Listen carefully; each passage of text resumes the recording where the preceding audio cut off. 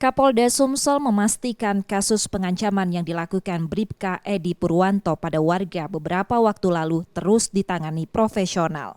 Polda Sumsel tengah menyelidiki harta tersangka Bribka Edi Purwanto karena mobil mewah yang dikendarai saat kejadian dengan kemungkinan adanya indikasi kegiatan ilegal yang dilakukan tersangka atau pernah terlibat. Setelah ditetapkan sebagai tersangka, Bribka Edi masih ditahan di Ditpropam Polda Sumsel dan selama masa penahanan, Kapolda Sumsel meminta pemeriksaan lebih dimaksimalkan. Sementara kasus pengancaman saat ini ditangani Polrestabes Palembang. Pengancaman itu namanya Edi Purwanto. Sampai saat ini masih ditahan di Propam.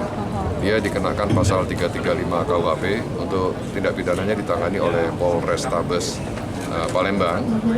Dan untuk perkara terkait dengan harta kekayaannya sedang diselidiki oleh Krimum dan Krimsus untuk kemungkinan ada kegiatan-kegiatan ilegal yang dia lakukan atau pernah dia lakukan.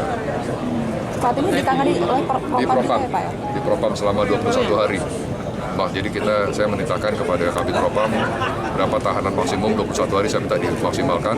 Setelah itu dalam penyidikan di Polrestabes bisa saja dia ditahan lanjutkan di Polrestabes. Sebelumnya, Kompolnas meminta kepolisian daerah Sumsel untuk menangani kasus Bribka Edi secara terbuka dan akuntabel. Reski Oktora, Muklas Diferensial, Kompas TV, Palembang, Sumatera Selatan.